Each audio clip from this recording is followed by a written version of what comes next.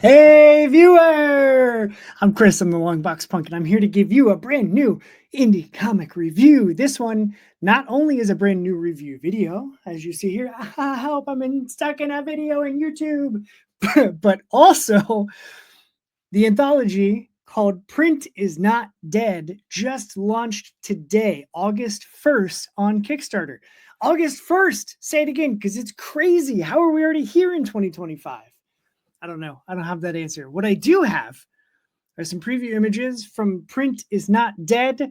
My thanks to Elijah Joseph for sending this to me. Elijah is actually going to join me on the stream later in August.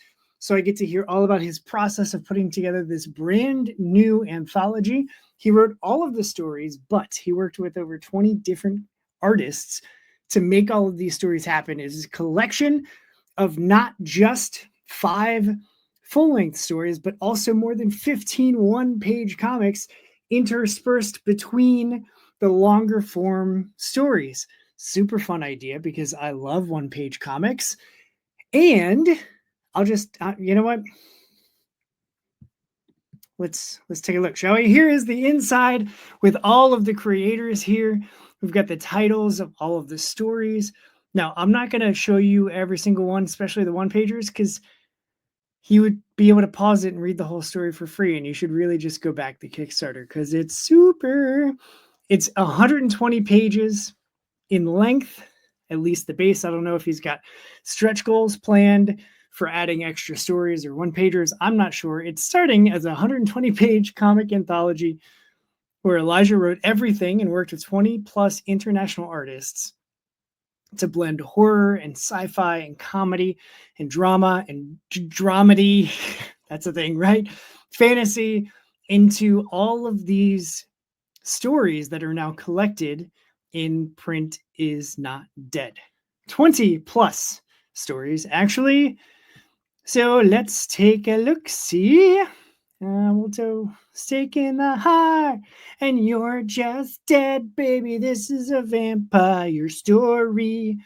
So this first story is about a vampire protector, which I really like the approach and the way that this is laid out and the storytelling happens, where we don't know fully, we don't have everything that's given to us on a spoon. We got to figure some stuff out, which is fun. I like that. I like that style. I like that tool or approach for storytelling.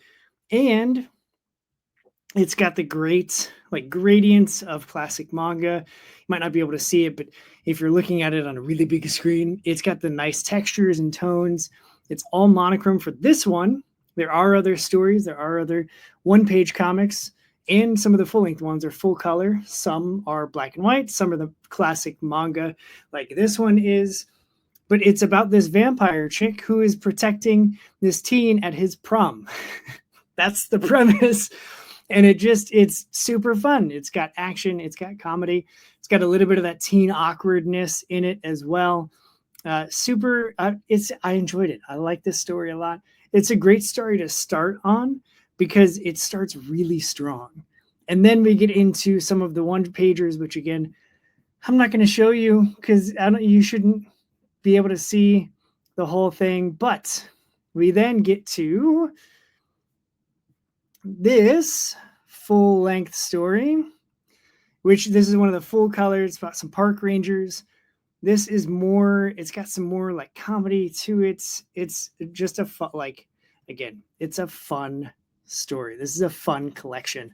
If you like different, it's like when you're, for instance, hypothetically, if you're at your parents' house and you're cruising on their TV and you're flipping through all the channels that they have set as favorites, you're like, I don't know what to watch. Well, what's on? And you're just flipping and you're like, ooh, here's, this type of channel and it's MTV. And then, ooh, here's ESPN and it's a different type of programming. Oh, there's TNT. That's a different type of programming. And then, oh, there's Lifetime and Hallmark and all Nickelodeon.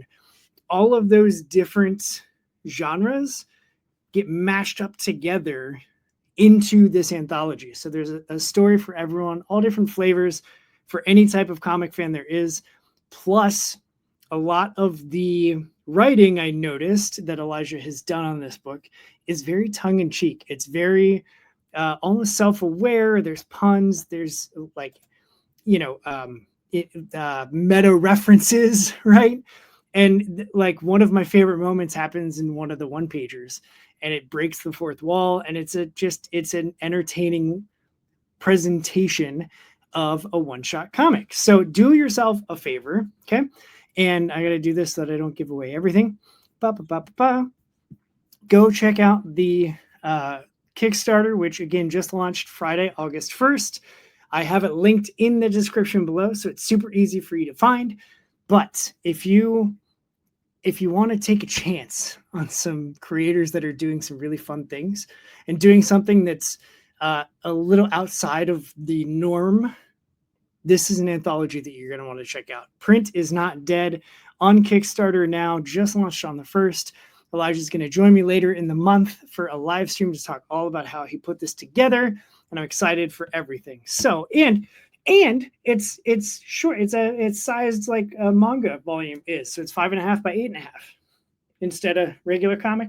It's smaller, so you can take it with you on the subway or wherever, and you can read the short stories or the one-page stories as you're in your commute or waiting in line at the DMV. I don't know your life, but that's what you can do with Print is Not Dead. My thanks to Elijah for sharing this with me, and I hope you will go check out the Kickstarter, which again is linked right down there. So go do what's good for you, punks, and read and support some indie comics, because I am out of here.